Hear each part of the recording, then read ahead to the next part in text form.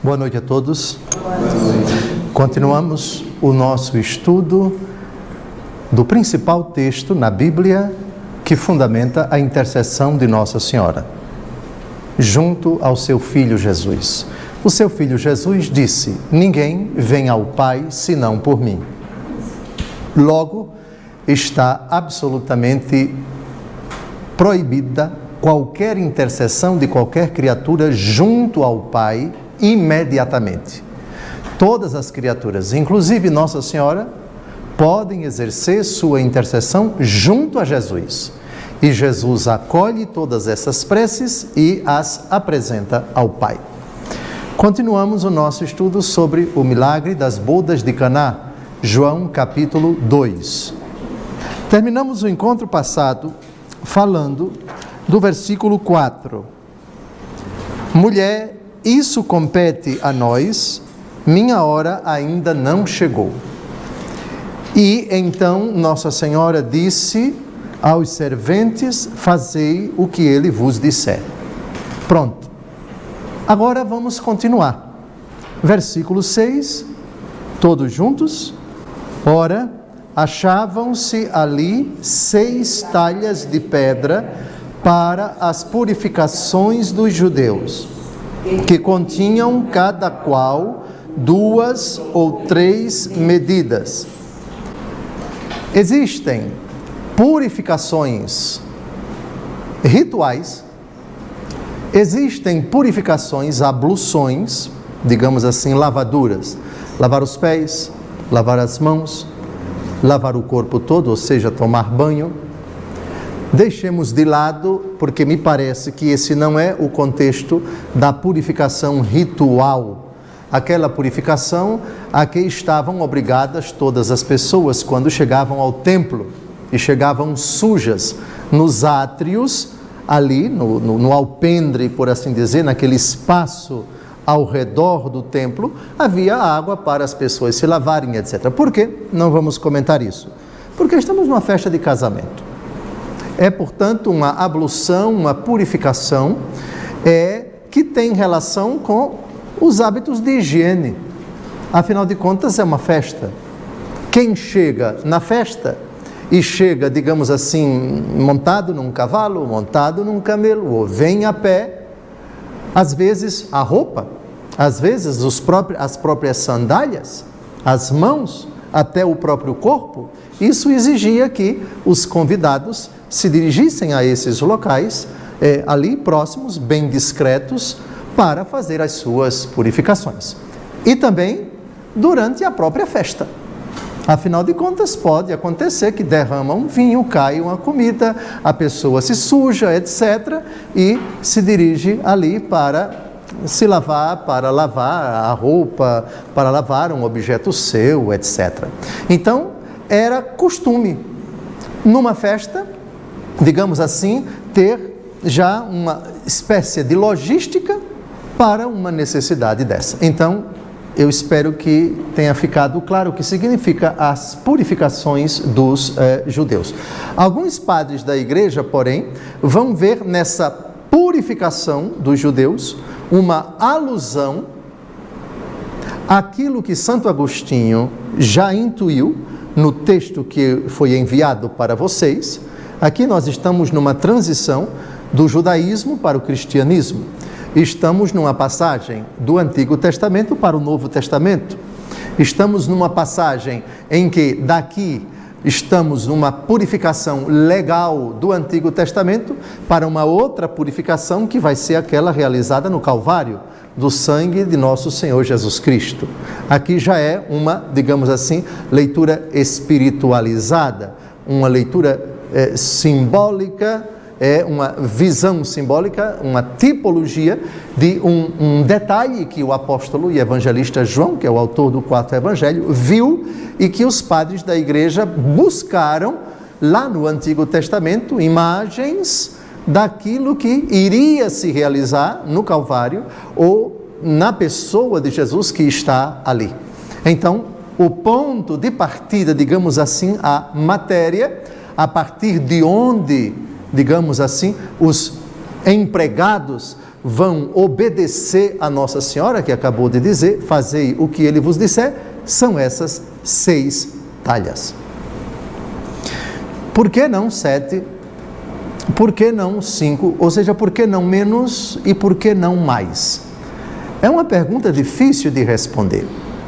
Mas Santo Agostinho, e evocando Santo Agostinho, estamos diante de uma autoridade que não pode ser deixada de lado. É o texto que eu dei para vocês e que alguns já leram, e eu vou ler, são 2 parágrafozinhos pequenos, é a intuição que ele tem sobre essas 6 talhas. Diz o grande bispo e doutor da Igreja no seu 2º tratado sobre o texto que estamos a comentar. Ele tem vários tratados sobre o Evangelho segundo João, e aqui são os tratados 8 e 9. É o tratado 9 e ele diz: prestai atenção ao que ele diz. O que de mim está escrito na lei de Moisés e nos profetas e também nos salmos. Sabemos, por outra parte, que a lei, a partir de que tempos narra, ou seja, de muito tempo atrás, desde o começo do mundo. No princípio, Deus fez o céu e a terra. Daí, até o nosso tempo, em que agora vivemos, há 6 eras, como frequentemente ouvistes e conheceis. Efetivamente, a primeira era da humanidade se realizou de Adão até Noé. A segunda, de Noé até Abraão. E como o evangelista Mateus segue e distingue por ordem, a terceira, de Abraão até Davi. A quarta, de Davi até a deportação, o exílio da Babilônia. A quinta, da deportação da Babilônia até João Batista. E a sexta, daí até o fim do mundo. Precisamente porque nesta 6ª idade se manifesta, mediante o Evangelho, a reforma de nossa mente, segundo a imagem daquele que nos criou, Deus fez o homem à sua imagem no 6º dia. Olha que interessante. No 6º dia. E para que saboreemos Cristo, manifestou já na lei e nos profetas, a água é convertida em vinho. Por isso estavam ali 6 talhas, que mandou encher de água. Essas 6 talhas significam, portanto, as 6 eras de que nos falou o profeta. Esses 6 tempos, portanto, divididos, por assim dizer, distribuídos, por assim dizer, e divididos em parte, seriam como recipientes vazios, que nos foi preenchido, que nos foram preenchidos por Cristo. O que foi que eu disse? Tempos que correriam sem conteúdo, se neles não se pregasse o Senhor Jesus. Cumpriram-se as profecias, as talhas estão cheias. Porém, para que a água se converta em vinho, nessa profecia toda, há de se entender Cristo. Uma interpretação muito sugestiva, se levarmos em conta que qualquer texto da Escritura admite vários tipos de interpretação. E elas são compendiadas em 4 categorias no Catecismo da Igreja Católica. A literal, a moral, a anagógica e a literal, a moral, a espiritual e a anagógica.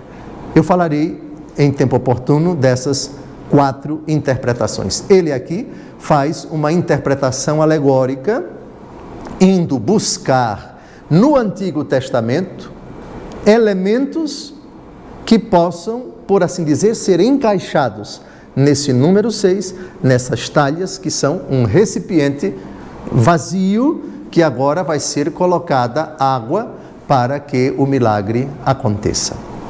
Bem, ninguém é obrigado, por favor, a aceitar esse tipo de interpretação. Porém, na Escritura, nada acontece por acaso.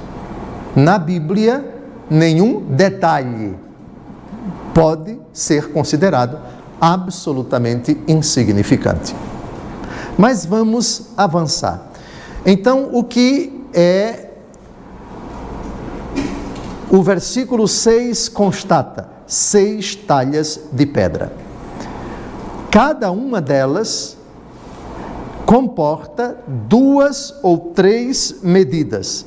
2 ou 3 medidas, não vamos explicar agora o que significa cada uma ou 2 ou 3 medidas, mas 2 ou 3 medidas dá mais ou menos 115 a 120 litros de qualquer líquido, mas como foi água, 120 litros de água. Então, não temos aqui uma jarra qualquer, nós temos provavelmente de barro, de argila, porém, há argilas muito acabadas no seu exterior, e nesse sentido o preço desses recipientes, dessas talhas, aumentava de preço, enfim, havia aqueles rústicos. São detalhes que não vamos entrar aqui agora, porque nem sabemos a condição financeira dessa família que está oferecendo a festa. Então, nós temos 120 litros vezes 6, nós temos 700, 6 vezes 2, 12, 6 vezes 1, 6 e 1, 7. 720 litros, não é? 6 vezes 120? Sim. 720 litros de água, daqui a pouco vinho, nós temos vinho para bastante gente. Eu repito, vai permanecer sempre uma incógnita, quantos dias exatamente transcorreram aquela festa. Se levarmos em conta o costume judaico no tempo de Jesus, não era menos de 3 dias.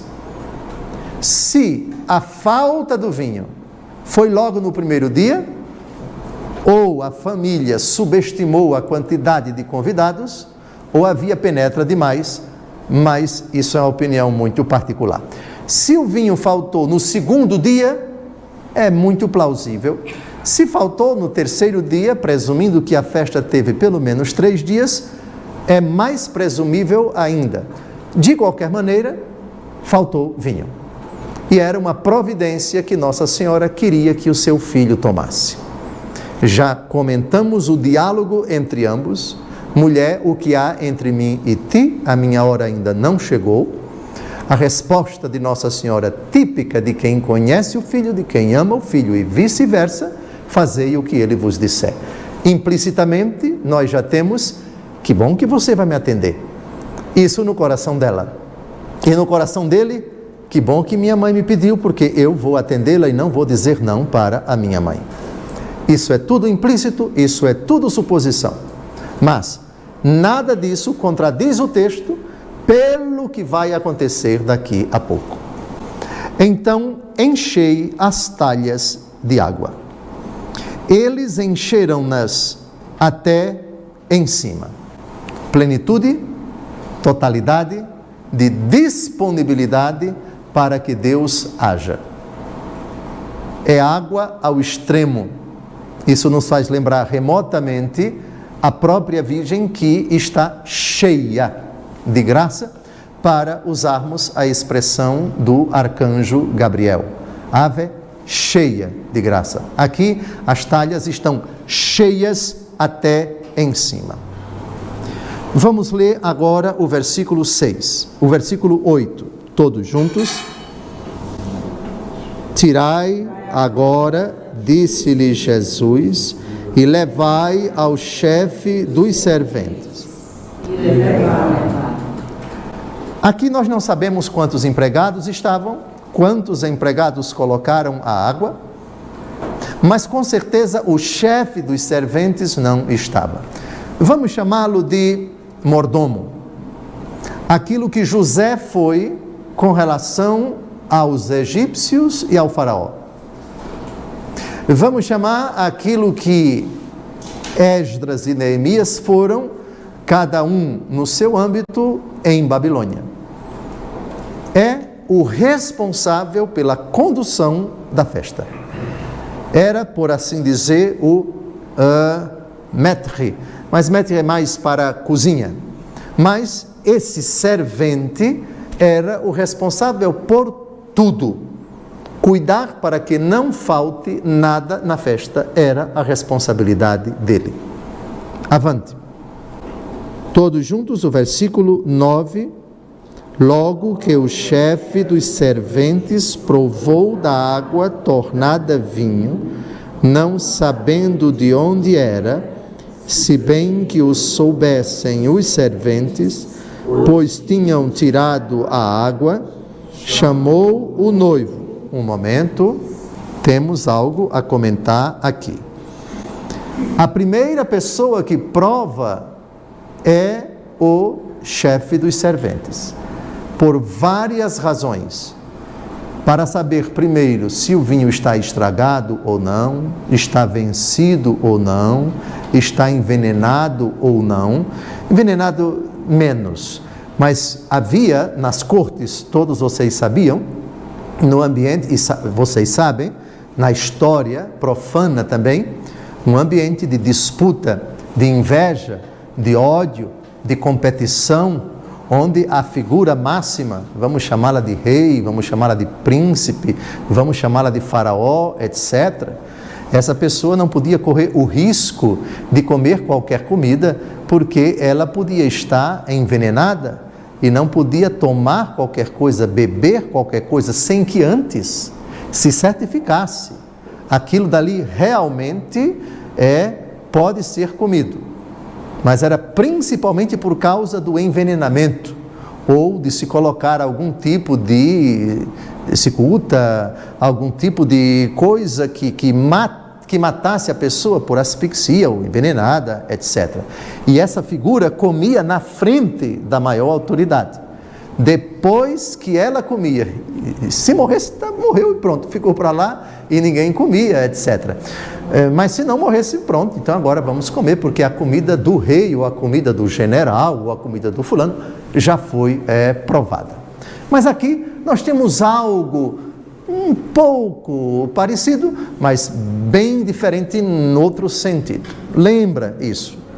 É aquele a quem é confiada a tarefa de cuidar não apenas para que não falte nada, mas para que aquilo que vai ser oferecido seja de boa qualidade, seja comestível, no caso da comida, e seja deglutável, e seja, bebível, mas é um neologismo que eu acabei de inventar, que se possa realmente beber sem que você se sinta mal, porque é uma bebida deliciosa. E, sobretudo, o vinho, que é uma bebida típica para uma festa dessa natureza. Então, era tarefa do servente fazer exatamente isto.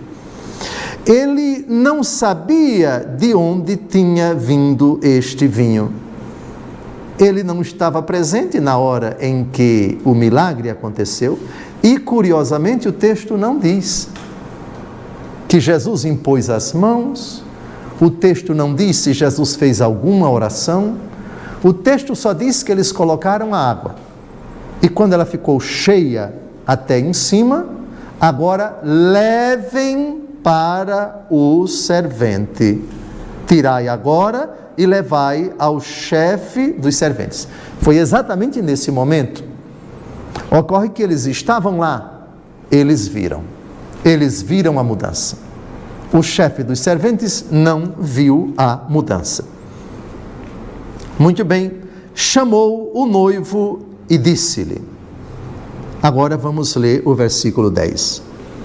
É costume servir primeiro o vinho bom e depois, quando os convidados já estão quase embriagados, servir o menos bom.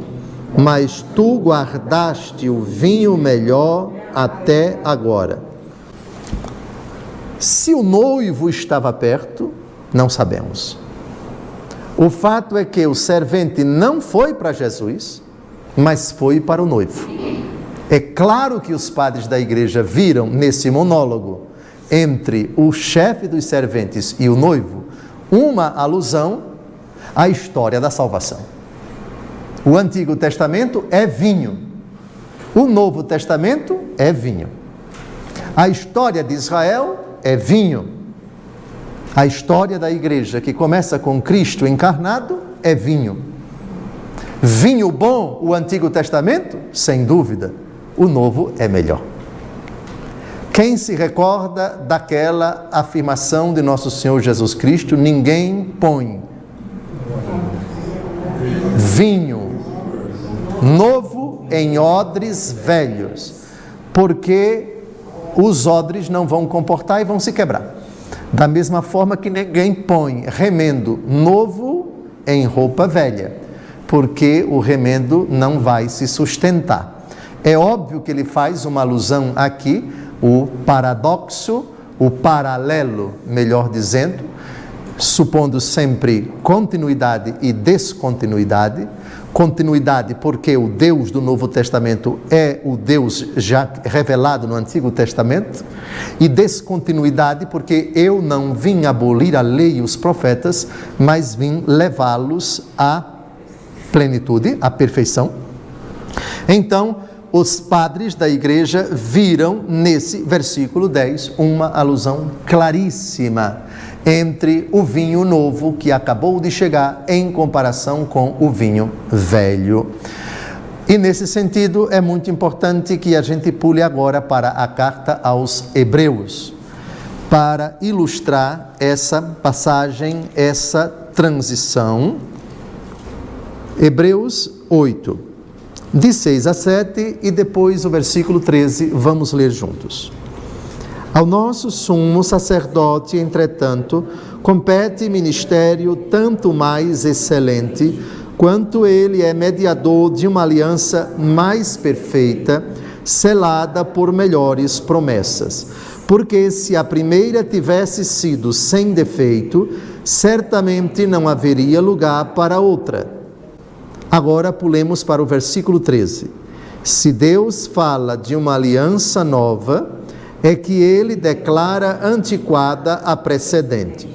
Ora, o que é antiquado e envelhecido está certamente fadado a desaparecer. O que é que desaparece na antiga aliança? Aquilo que Jesus aperfeiçoou.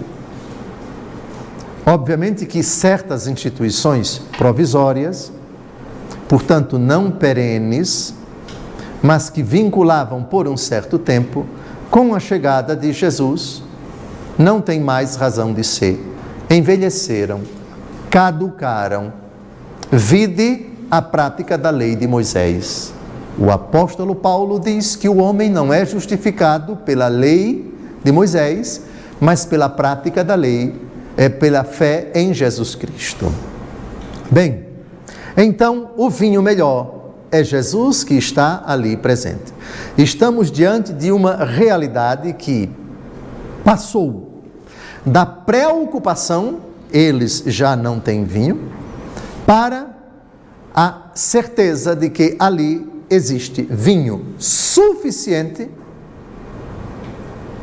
e de boa qualidade.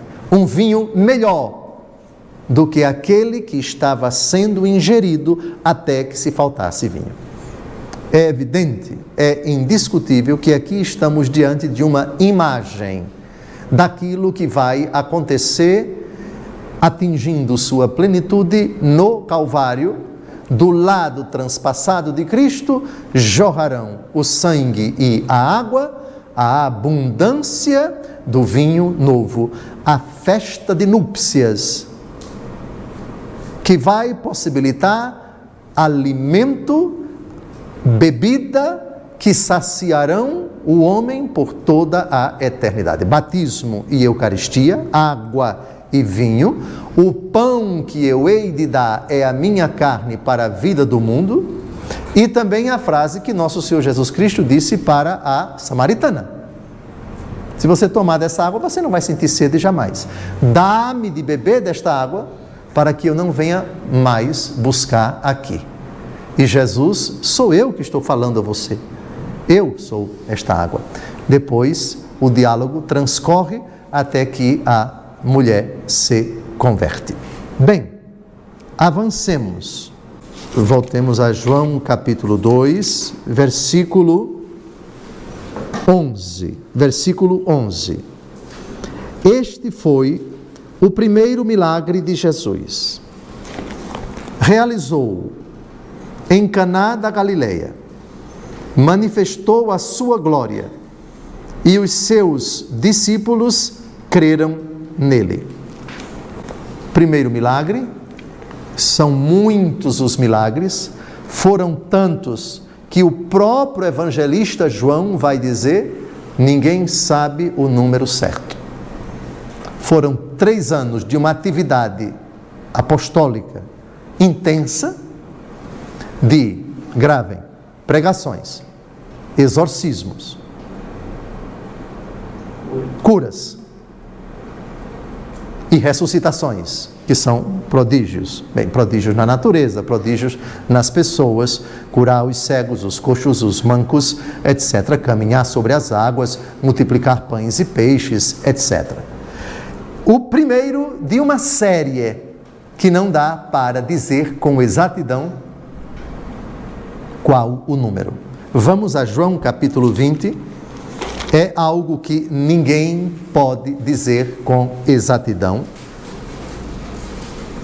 João 20, versículo 30, e depois João 21, versículo 25. Primeiro, João 20, 30. João, capítulo 20, versículo 30.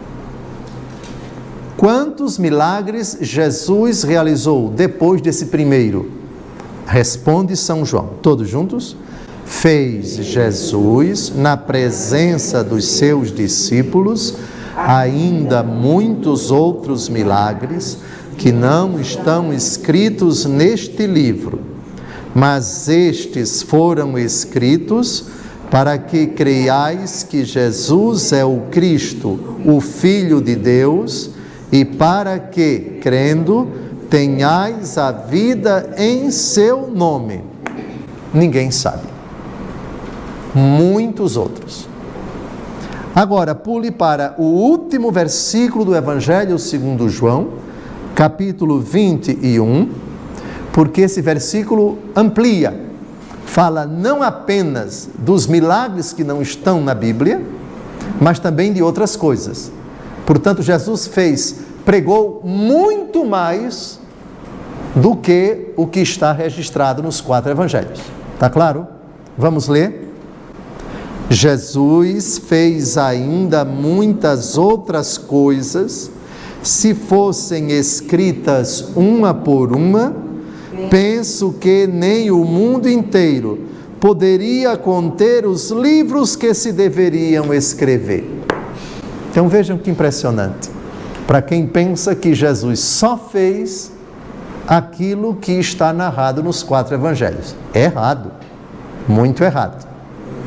Ah, Dom José, e se fosse achado hoje um escrito, um papiro, uma obra escrita por alguém do tempo de Jesus, narrando outras coisas dele, esse livro poderia entrar na Bíblia? O Papa poderia autorizar? Qual é a resposta? E claro que sim, estão certos, vocês estão certos. Agora vamos buscar a resposta na Bíblia, tá bem? Porque, ainda que se achasse um texto escrito por São Paulo, ainda que se achasse um texto escrito pelo próprio Jesus, ainda que se achasse um texto escrito por vários apóstolos que colocaram sua rubrica, sua assinatura naquele texto, O que é que a própria Bíblia diz a respeito disso? Entra ou não entra? Pode entrar ou pode não entrar? Apocalipse de São João,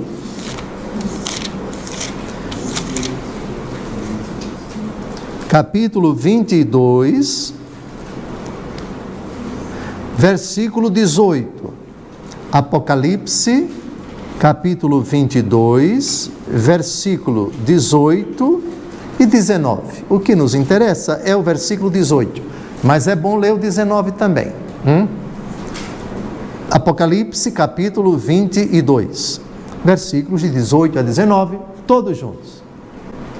Eu declaro a todos aqueles que ouvirem as palavras da profecia deste livro: se alguém lhes ajuntar alguma coisa, Deus ajuntará sobre ele as pragas descritas neste livro. Cruz credo. Então pronto, já para por aí. Ninguém pode acrescentar mais nada àquilo que foi escrito pelos apóstolos e pelos discípulos após a sua morte, vírgula, e que a Igreja Católica Apostólica Romana, depois de um longo tempo de maturação, de discernimento, inspirada pelo Espírito Santo, definiu que os livros da Escritura, Antigo Testamento 47, 46, Novo Testamento 27, total 73, nem mais, nem menos. Nem mais, nem menos. Martinho Lutero foi que jogou no lixo 7 livros desses 73, mas isso é um problema dele e um problema dos protestantes que aceitaram o que ele fez.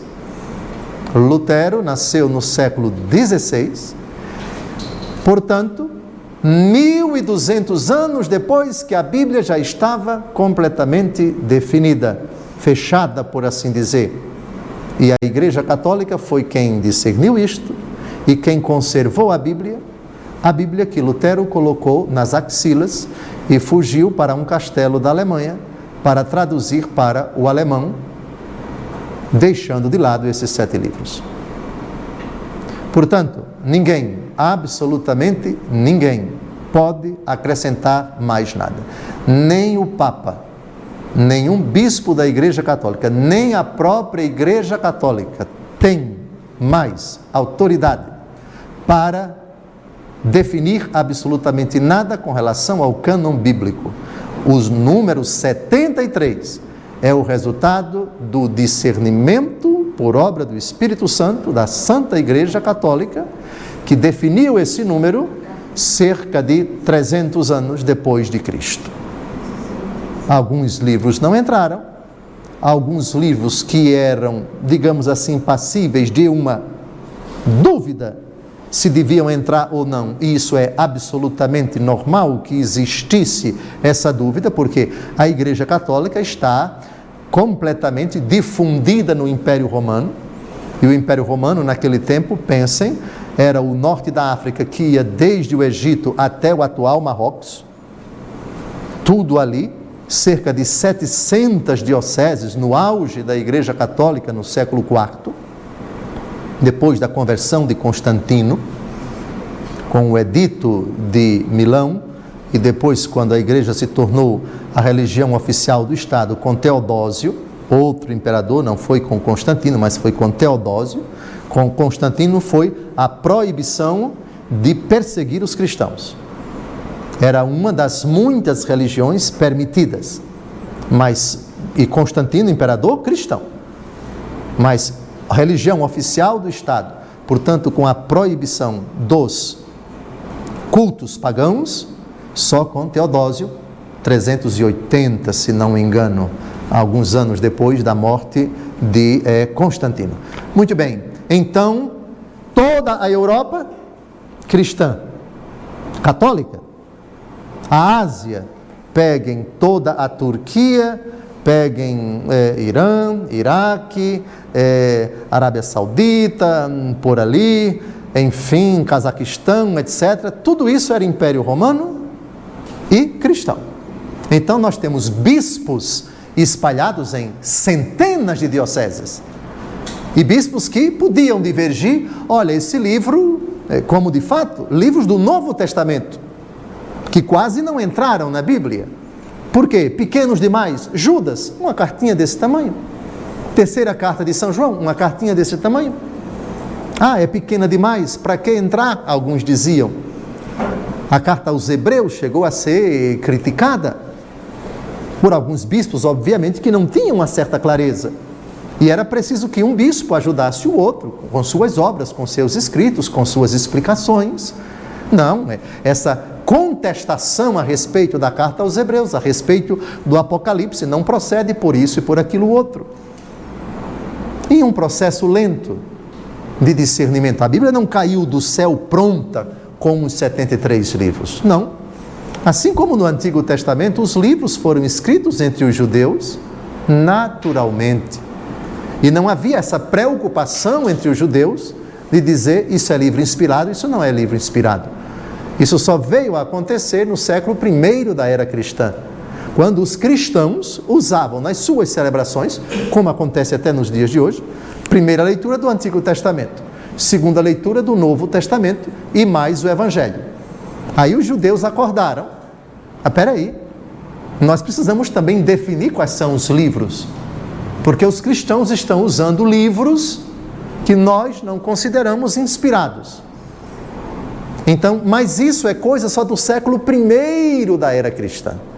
Só depois da morte de nosso Senhor Jesus Cristo é que os judeus, e vejam que entre os judeus, até hoje, há judeus da diáspora, os judeus que viviam em Alexandria, no Egito, uma comunidade judaica numerosíssima e muito conceituada, com rabinos famosos.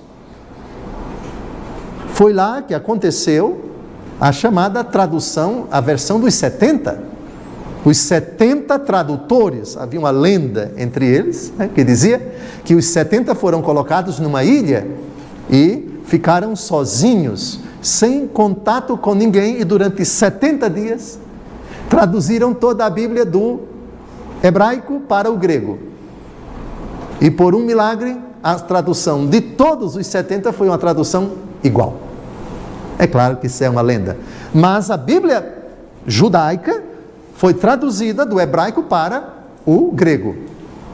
Só que alguns judeus bem tradicionais disseram, não aceitamos livros que não foram escritos em hebraico, livros que não foram escritos fora da Terra Santa, livros que não foram escritos antes de Esdras e de Neemias, que segundo eles, o judaísmo propriamente dito nasceu em 620, com Esdras e Neemias, com a reforma, quando voltaram do cativeiro, reconstruíram o templo, e o templo foi consagrado no templo de Esdras e Neemias. Então é aí propriamente que se fala de judeus. Judeus. Os remanescentes da tribo de Judá que voltaram do exílio. Muito bem, então, há judeus, lembram da distinção entre saduceus e fariseus? Os fariseus aceitam com grande autoridade, além da Torá, outros livros, os livros históricos, os livros proféticos, alguns livros sapienciais, etc. Já outros só aceitam a Torá. São os saduceus do tempo de Nosso Senhor. Outros judeus aceitam os livros escritos em hebraico, além da Torá, os outros escritos em hebraico, mas não aceitam nenhuma tradução em grego. Ocorre que o mundo judaico é extremamente complexo. Não se pode falar apenas de judeus, já no Antigo Testamento, os judeus da Terra Santa. Porque nós temos judeus espalhados no Império Persa, no Império Babilônico, no Egito. Aliás, no Egito, alguns voltaram, mas outros ficaram. Lembram do tempo de José? 430 anos depois, Moisés conduz o povo. mas a história diz que nem todos quiseram ir para a Terra Santa. Nem todos quiseram ir para a Terra Prometida. Alguns ficaram. Então nós temos judeus, não confundir judeus com judeus que moram na Terra Santa. E isso tem influência também na teologia deles.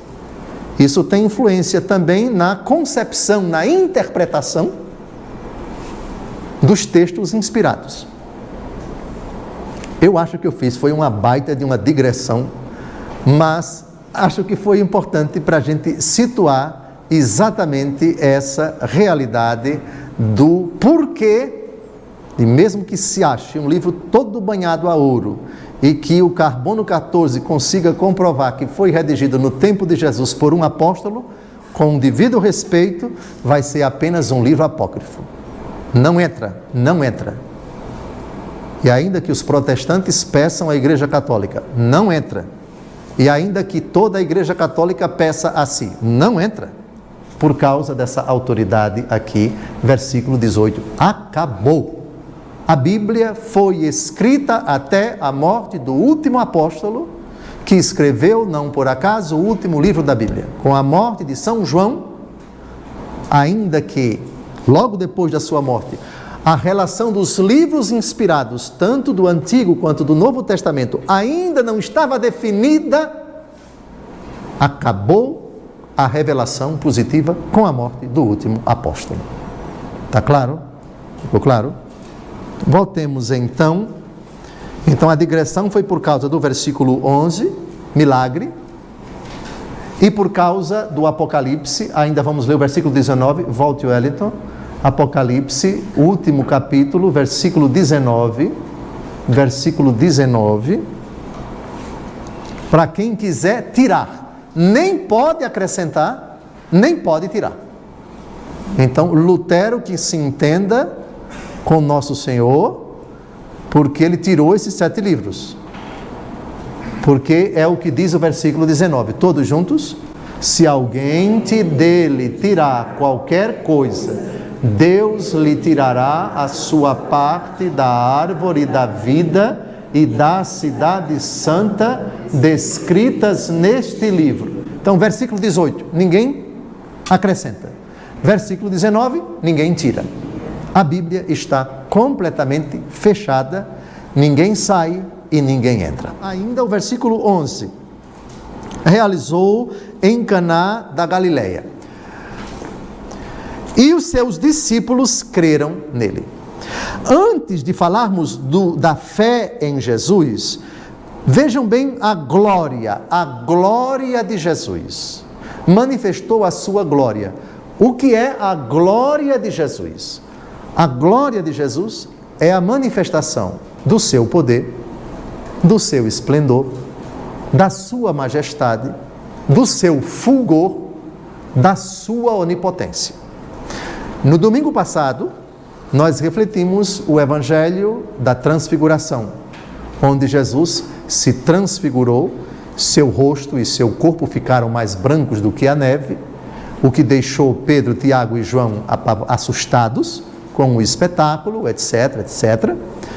A glória de Jesus, porém, vai ser revelada na véspera da sua morte. Glória não é somente o brilho, claro que é o brilho.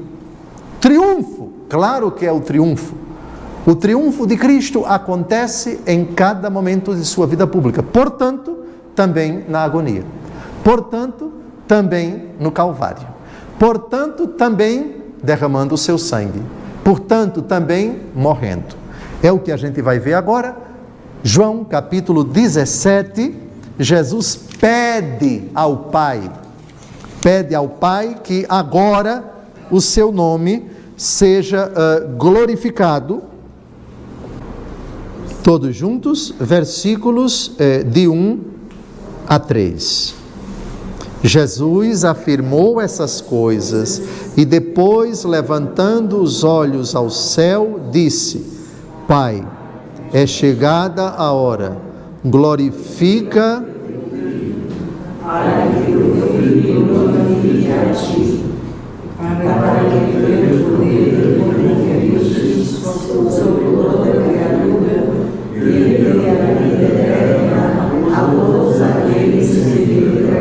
Muito bem. Agora pule para o versículo 5. Agora, pois, Pai, glorifica-me junto de ti, concedendo-me a glória que tive junto de ti antes que o mundo fosse criado. Jesus está a poucos instantes de ser preso. Ele está no cenáculo, está rezando, está angustiado. É no contexto da instituição da Eucaristia. Nosso Senhor vai se perturbar profundamente daqui a pouco. E aqui ele pede, chegou a hora, glorifica o teu filho, para que o teu filho glorifique a ti. No versículo 5, muito comovente, glorifica-me junto de ti, concedendo-me a glória que tive junto de ti, antes que o mundo fosse criado. Jesus é Deus. A glória de Jesus é a glória do Pai. A glória do Pai é a glória de Jesus. Mas, por que ele pede para ser glorificado agora? Porque é o ápice de sua missão na terra. Mas como a glória de Jesus vai se manifestar, é do mesmo jeito que no Monte Tabor? Não. Na obediência. Jesus é glorificado no tormento, no pavor, na rejeição, na traição, na flagelação, na coroação de espinhos, na cruz que ele carrega, na crucificação, na agonia e na morte, obedecendo. Obediente até a morte e morte de cruz. Aqui está a glória de Jesus na sua agonia. Portanto, Jesus é glorificado com a glória que eu tinha junto de ti antes que o mundo fosse criado. Jesus sempre foi glorioso. Quando se encarnou, a glória de Deus que se faz carne no ventre de Maria.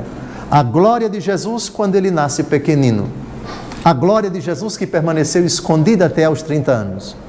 E as manifestações gloriosas de Jesus durante toda a sua vida pública. Jesus quando prega, Jesus quando cura, Jesus quando liberta, Jesus quando expulsa os demônios. E a glória no momento decisivo da sua existência terrena. E lógico, a ressurreição é um momento glorioso também. A glória, porém, no Calvário, a glória na cruz, a glória na rejeição, a glória na impotência, a glória na fúria dos seus adversários, dos seus inimigos, é uma glória escondida dos olhos dos homens, mas uma glória real, obediente até a morte. Essa é a glória que o Filho pede na oração sacerdotal. Dá-me a glória de te ser obediente até ao fim, de manifestar minha fidelidade até ao fim, nessa hora tormentosa da minha vida. Isso para explicar a glória do último versículo do... Volte, por favor, para João, capítulo 2, versículo 11. De novo, manifestou a sua glória. Jesus manifesta a sua glória com esse milagre. Vejam, humanamente falando, com exceção dos empregados e de Nossa Senhora, ninguém viu, ninguém soube. É claro que o texto não diz, mas podemos supor. O servente que foi conversar com o noivo, e aliás, parece que ele imaginou que o noivo mandou comprar, que o noivo mandou trazer às pressas mais vinho. Parece, porque o diálogo do servente nem faz alusão a Nosso Senhor. Certamente os empregados espalharam a notícia como bons fuxiqueiros que eram, e para a glória de Deus também.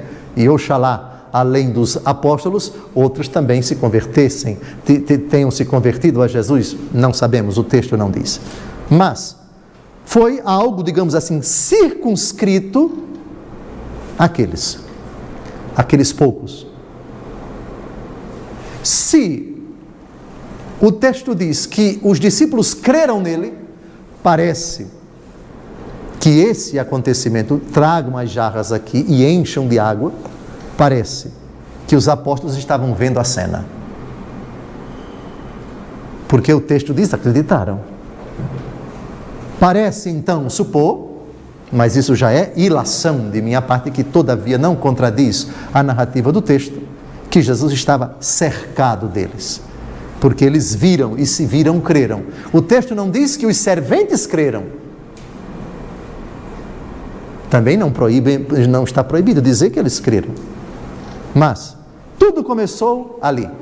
A sua missão taumatúrgica, ou seja, esse aspecto importante de sua vida pública, realizar milagres, o primeiro foi esse. O primeiro empurrão, como que a divina providência a dizer: esse que acabou de chamar vocês no mar da Galileia, esse que acabou de chamar vocês no telônio, aqui, acolá, vocês ainda não sabem bem quem ele é. Vocês não sabem bem de onde ele veio e os poderes que ele tem, vão começar a ver agora. E nisso tudo, Nossa Senhora, a discretíssima apóstola, por que não dizer, ali, certamente feliz, porque contribuiu, por vontade explícita de Nosso Senhor, que o primeiro milagre de sua vida pública acontecesse graças à sua intercessão.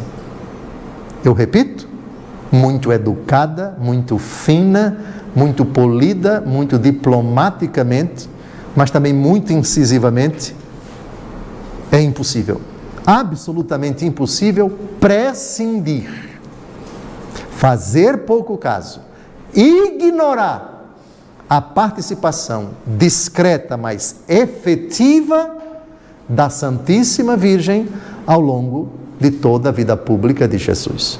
No próximo encontro, nós vamos tratar da presença, da intervenção discreta de Nossa Senhora ao longo da vida pública de Jesus. E vamos perceber que, se ela não aparece como personagem de destaque, ela não aparece. Nunca apareceu. Aqui é descrição demais. Discretíssima, mas efetiva a intervenção dela. Ao longo da sua vida pública, vamos ver todas as participações dela, vamos ver também no Calvário, vamos ver também antes de Pentecostes, e vamos ver também uma presença muito discreta de Nossa Senhora entre 500 personagens, às quais Nosso Senhor Jesus Cristo, o ressuscitado, apareceu. Eu disse 500 porque é o número exato citado pelo apóstolo Paulo. Jesus apareceu a 500 pessoas. E excluir Nossa Senhora é, no mínimo, um equívoco grasso, ou crasso, grasso em espanhol, crasso em português, em italiano, supino. Não se pode dispensar essa discretíssima presença ao longo de toda a história da Igreja primitiva, até o último texto onde ela é citada e depois ela desaparece. Na verdade, o desaparecimento de Nossa Senhora já está profetizado por Nosso Senhor no capítulo 19 de São João. Eis aí o teu filho, eis aí a tua mãe. E o texto diz, a partir desse momento, o discípulo a recebeu em sua casa. A casa de São João não foi Israel, mas foi a atual Turquia, a cidade de Éfeso. Mas isso é assunto para o próximo encontro. Se Deus quiser, avançamos e já estamos mais da metade do nosso estudo sobre a intercessão de Nossa Senhora. Boa noite, boa semana.